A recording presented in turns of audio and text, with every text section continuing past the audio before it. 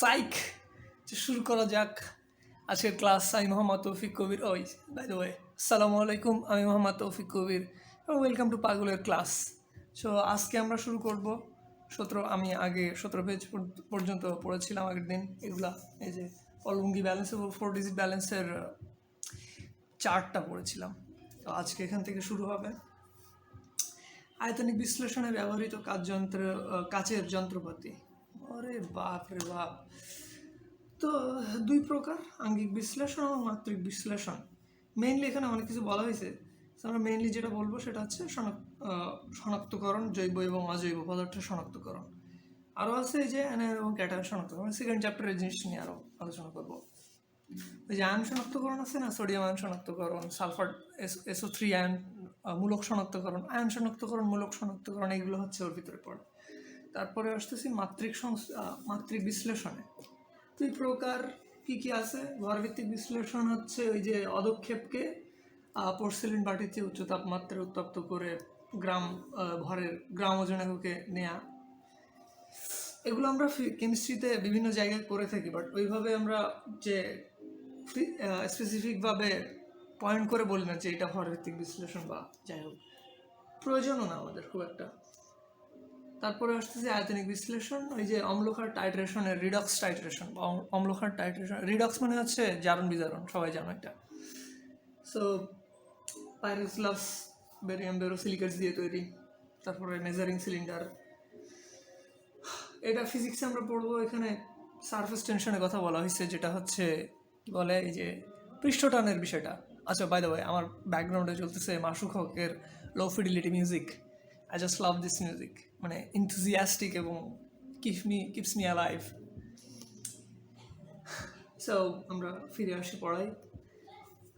Centimetre cube মানে centimetre cube আর মিলি হচ্ছে millilitre, same জিনিস, যেটা বলতে চাচ্ছিলাম। আর ডিএম কিউব আর লিটার হচ্ছে সেম জিনিস, এটা সবাই মেবি কম বেশি জানি আমরা। সো লোয়ার মিনিস্কাস নিয়ে লোয়ার মিনিস্কারের তলের পার্টটা নেওয়া উচিত, বিকজ এটা নিলে হচ্ছে সর্বোচ্চ পসিবিলিটি থাকে যে আমরা রাইট অ্যামাউন্টটা পাচ্ছি। তারপরে আসতেছি হচ্ছে টিসি মানে হচ্ছে টু কন্টেইন। ফ্লাক্সে যে কোনো ঘনমাত্রার দ্রবণ প্রমাণ কি বলছে এখানে, ফ্লাক্সে যে কোনো ঘনমাত্রার প্রমাণ দ্রবণ তৈরি করার জন্য ব্যবহৃত হয়। এই যে মেন জিনিস আয়তনিক ফ্লাক্স, মেজারিং ফ্লাক্স যেটাকে বলে। এটা কিন্তু মেজারিং সিলিন্ডার, এটা নিয়ে কিন্তু খুব বেশি কথা না। আমাদের মেন কথা কিন্তু আয়তনিক ফ্লাক্স নিয়ে। এটা নিয়ে আমরা মেনলি প্রমাণ দ্রবণ তৈরি করি। এখানে মিক্স হয়ে যায় আয়তনিক ফ্লাক্স এবং আয়তনিক মেজারিং ফ্লাক্স এবং মেজারিং সিলিন্ডারের ভিতরে। সিলিন্ডার হচ্ছে সিলিন্ডারিক্যাল আকৃতির, এই যে লম্বালম্বি হয়। আর মেজারিং ফ্লাক্স হচ্ছে এই যে গোল মতো হয়। এই যে আরও একটা সাইড মেবি গোলতলি ফ্লাক্স, পরে আরও আসতেছি। তারপরে আসতেছি বুরেট এবং পিপেটে। বুরেটে কি করা হচ্ছে? বুরেটে হচ্ছে মেইনলি টাইট্রেশন করা হয়। দুইটি বিকারকের দ্রবণের তুল্য পরিমাণ আয়তনকে মেশানোর কাজে ইউজ করা হয় বুরেট, বুঝছো? তারপরে হচ্ছে ক্ষুদ্রতম ভাগের আয়তন হচ্ছে 0.1 সেন্টিমিটার কিউব, এবং সাধারণত বুলেট 25 সেন্টিমিটার থেকে 50 সেন্টিমিটার কিউবের হয়ে থাকে। দ্বিতীয় ক্লাসটা মেবি খুব একটা প্রিসাইজ হচ্ছে না, প্রথম ক্লাসের মতোই। আমরা একটা ফ্লোতে আসবো মেবি আজকে একটা ফ্লোতে আসবো। আমি ট্রাই করতেছি ফ্লোতে আসার। সো সেই পর্যন্ত ধৈর্য ধরে থাকতে হবে আমাকে। পিপেটের কথা বলি। পিপেট হচ্ছে 0.5 মিলি থেকে শুরু করে 50 মিলি পর্যন্ত বিভিন্ন আয়তনে হয়ে থাকে। পরীক্ষাগারে একটি নির্দিষ্ট আয়তনের প্রস্তুত দ্রবণকে এক পাত্র থেকে অন্য পাত্রে নেওয়ার জন্য পিপেট ব্যবহার করা হয়। মেইনলি ট্রান্সফার কাজে ইউজ করা হয় পিপেট। আমি এই ক্লাসগুলো অনেক আগেও বেশ কয়েকবার নিয়েছি, এর উপরে ক্লাসগুলো নিয়েছি। খুব একটা ভালো হয়নি ক্লাসগুলো, আপলোড দিইনি। এই ক্লাসটাও খুব একটা যে ভালো হচ্ছে তাও না, বাট তাও আমি আপলোড দিব, কিছু করার নেই। কাজে একটা সেম জিনিসের উপরে এত সময় ধরে আসলে কোনো মিনিং থাকে না। সো চলে আসি যে I will just try to end this chapter as early as possible. So rubber সাকার বা পিপেট ফিলার ব্যবহার করা, ওই যে কী বললাম, ওই যে পিপেটে আমরা যে জিনিসগুলা নিয়ে কাজ করি, যখন কোনো জিনিসকে আমরা পিপেট দিয়ে তুলি, সো এটা মেইনলি আমরা মুখ দিয়ে টানতেছে। সো এই মুখ দিয়ে টানতে গেলে যদি পিপেটের ভিতরে এইখানে যদি অ্যাসিড থাকে, তো মুখ দিয়ে অ্যাসিড আমি যদি গালে চলে যায়, বিষয়টা কিন্তু খুবই খারাপ।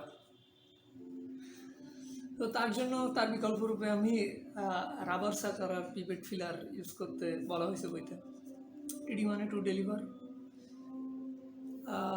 তারপরে এখানে এইচসিএল অ্যাসিড, গাঢ় এইচসিএল অ্যাসিড এবং গাঢ় H2SO4 অ্যাসিড পরিমাপের জন্য সাধারণত পিপেট ব্যবহার করা হয় না, মেজারিং সিলিন্ডার ব্যবহার করা হয়। মেজারিং সিলিন্ডার কই বা আয়তনিক সিলিন্ডার, মেজারিং সিলিন্ডার। ওকে, মেইন কথা হচ্ছে মেজারিং সিলিন্ডার নিয়ে। আর মেজারিং ফ্লাক্সে হচ্ছে উচ্চ তাপমাত্রার কোনো দ্রবণ প্রস্তুত করা হয় মেজারিং ফ্লাক্স দিয়ে। তারপরে আমরা আসবো আয়তনিক বিশ্লেষণের টাইট্রেশন বিক্রিয়া কনিক্যাল ফ্লাক্সে ঘটানো হয়।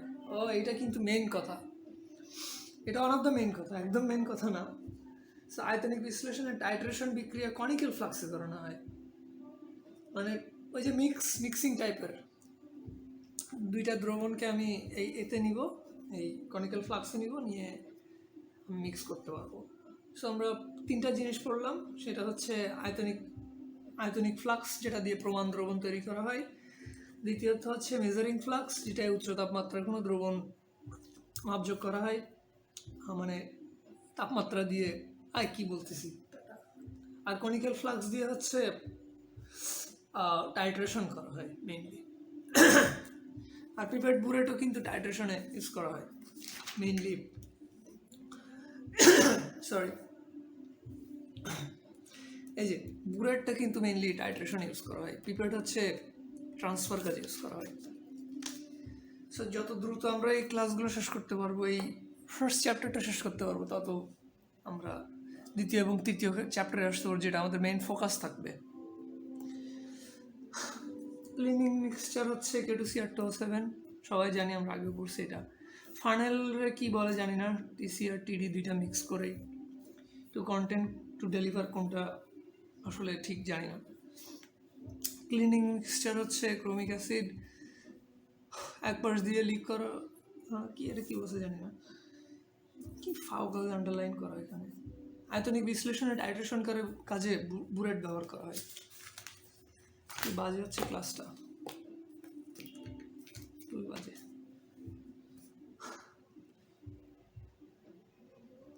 আয়তনিক ফ্লাক্স, ওই কি বলতেছি, আয়তনিক ফ্লাক্স নাকি আলোর প্রতিফলন বা প্যারালাক্স বসে অনেক সময় মিনিসকাস সুস্পষ্ট হয় না।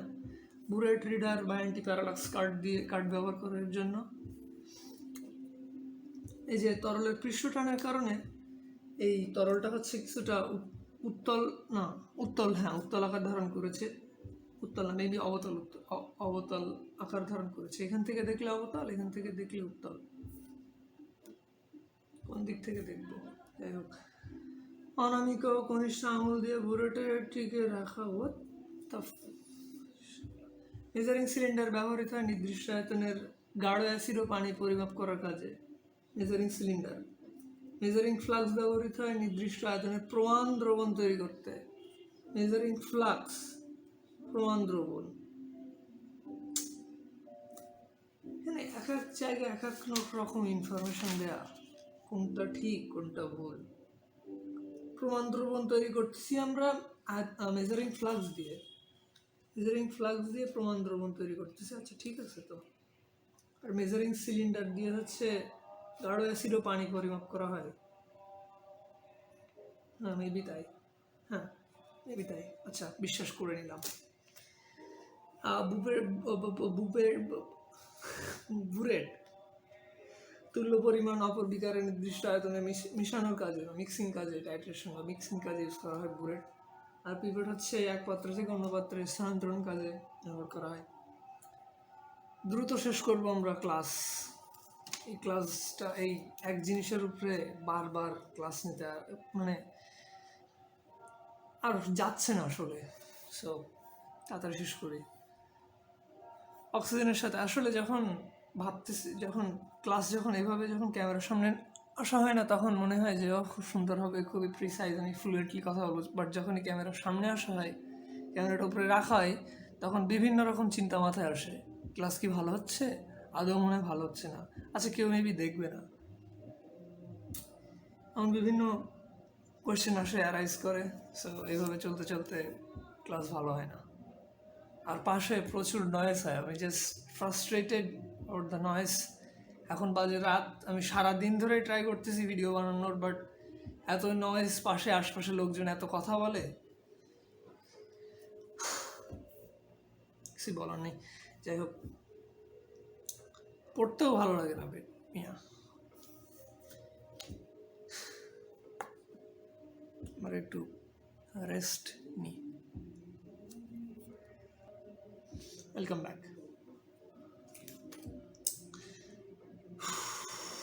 বুনসেন বার্নারের কথা বলি। অনুজ্জ্বল শিখা বা দীপ্তিহীন শিখা আর উজ্জ্বল শিখা বা দীপ্তিমান শিখা। নিম্ন তাপমাত্রায় যে নীল অংশটা, এটা হচ্ছে 300°C। এখানে কার্বন মনোঅক্সাইড থাকে, মানে গ্যাসগুলো, ওই মেইন জিনিসগুলো এখানে খুব ভালোভাবে বার্ন হয় না। বাট এইখানটা হচ্ছে অনুজ্জ্বল অংশ বা দীপ্তিহীন অংশ যেখানে সম্পূর্ণ বার্নটা হয়। সো এখানে সব থেকে বেশি তাপমাত্রা থেকে 1570° নিয়ার। আর মেইনলি এখানে যে তেলটা ইউজ করা হয়, ওইটা কার্বন এবং হাইড্রোজেনের সমন্বয়ে তৈরি।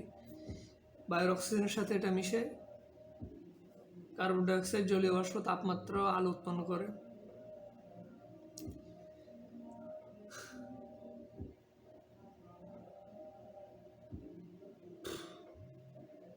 কি ফালতু ক্লাস হচ্ছে রে ভাই। Just finish this part.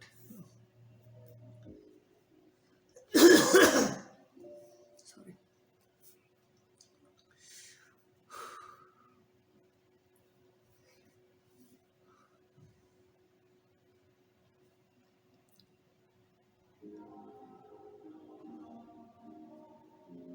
অনুজ্জ্বল শিখায় কোনো শীষ বা কালি হয় না। প্রধানত অনুজ্জ্বল শিখায় রসায়ন পরীক্ষা করে ব্যবহৃত হয়।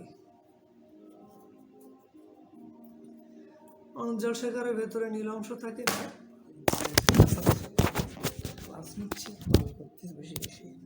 বিচার বসছে, বিচার মতি মিয়া বিচারের ধার ধারে না।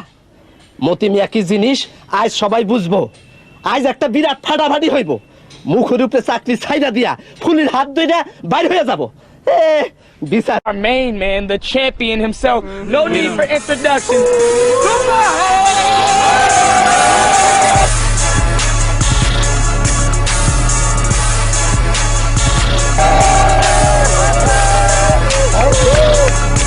First of all, I'm not a rapper. Let's go ahead and get into this little coin toss here. কতবার বলেছি দরজার ফুটো দিয়ে ভেতরে তাকাবি না, বলেছি কি বলিনি? যে বলেছেন। তাহলে তাকাচ্ছিলি কেন? মিস্টেক হয়েছে। চোখ বন্ধ কর। Welcome back. রাগঝাল করে লাভ নেই। লেটস গেট ব্যাক যেখানে ছিলাম। Sorry. Ready, steady. Microphone testing 1 2 3. Go. অদগ্ধ কার্বন শীষ বা কালি তৈরি করে। এ কারণে পরীক্ষাগারে উজ্জ্বল শিখা ব্যবহৃত হয় না। এ পর্যন্ত আমি পড়ার পরে ক্যামেরা একটু আছাড় বিছাড় দিয়েছি। আই হোপ ক্লাসটা এবার একটু ভালোভাবে করার চেষ্টা করি। ওকে, সো যেখানে ছিলাম, হচ্ছে না আজকে, হচ্ছে না।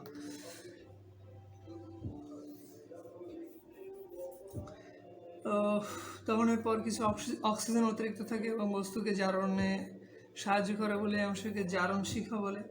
এই জারণ শিখা অজৈব লবণের ক্ষারীয়মূলক বিশ্লেষণের সময় শিখা পরীক্ষায় ব্যবহৃত হয়। বস্তু জারণ শিখার তাপমাত্রা 1570°C। এই যে জারণ শিখা। হ্যাঁ, বায়ুর অক্সিজেন থাকে, ওই যে এক্সট্রা অক্সিজেনের কথা বলা হয়েছে, এটা বায়ুর অক্সিজেন। অন্তস্থ বিজারণ শিখায় তাপমাত্রা কম থাকে। অন্তস্থ ভিতরে, অন্তস্থ মানে ভেতর, বহিস্থ মানে বাহির। সো এখানে মেইনলি এই কথাটা বারবার বলতেছি। অদূর্ত কার্বন শীষ বা কালি তৈরি করে, এই কারণে পরীক্ষাগারে উজ্জ্বল শিখা ব্যবহৃত হয় না। জাস্ট ফিনিশ দিস চ্যাপ্টার, শেষ করে দেয়। স্পিরিট ল্যাম্প হচ্ছে একটি সাধারণ প্রদীপ, কম তাপ উৎপন্ন হয়, বাট অনুজ্জ্বল শিখা উৎপন্ন করে, যেটা আমাদের দরকার। তারপরে আসি হচ্ছে টেস্টিউবের মুখ টুক, কি করে বা এটা আলতু ফালতু জিনিস লিখে রাখছে। তাপ দেওয়া, এটা তো কমন সেন্সের বিষয়।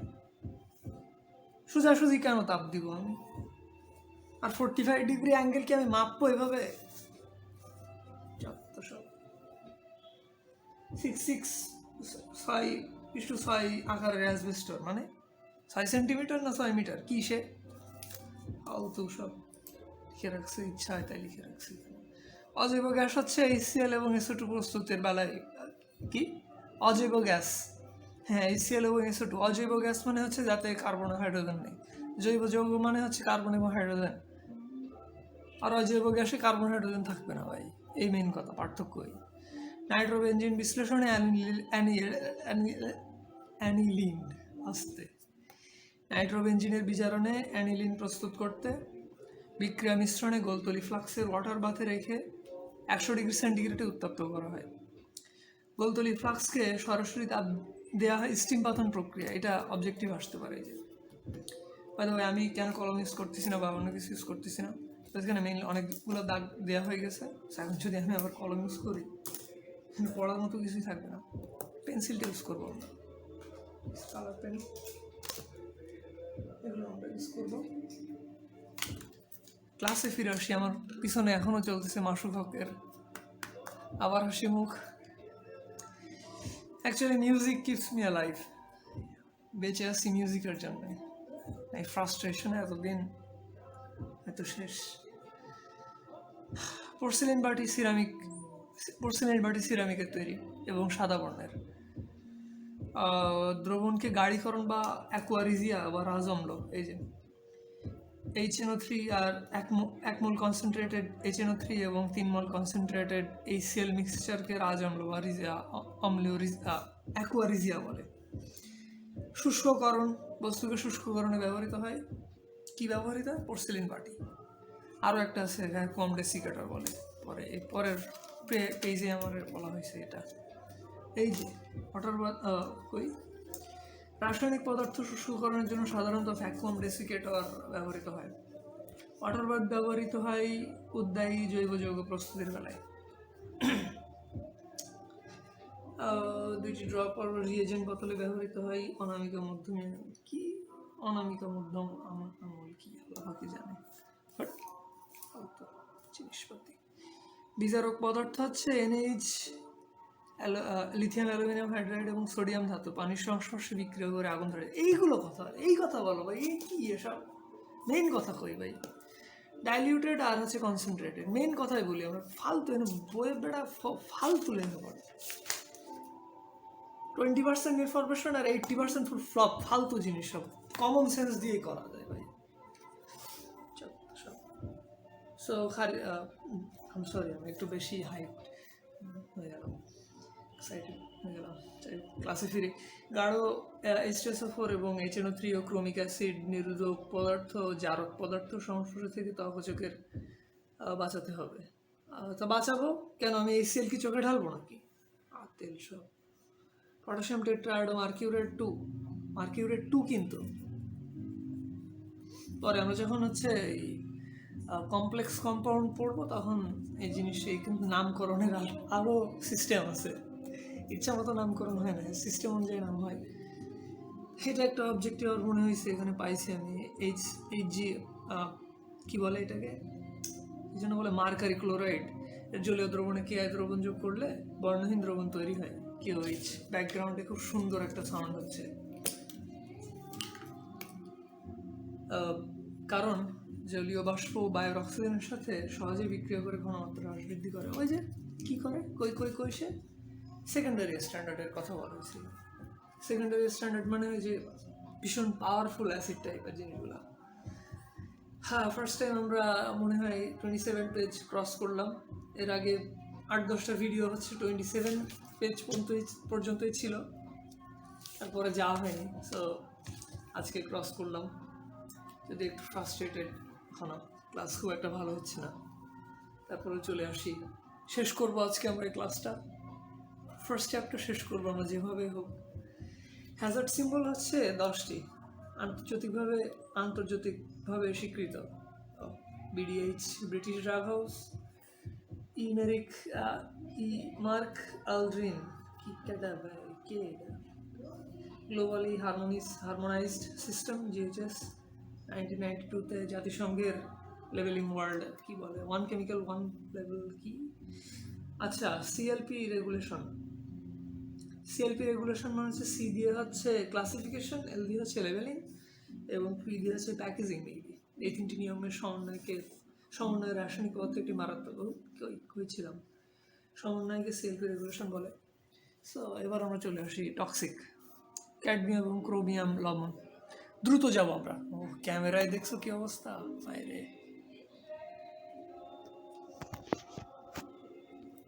ক্লাস ডিলিট করা লাগবে, ক্যামেরা তো কার্ভ হয়ে গেছে, বুঝতেই পারিনি।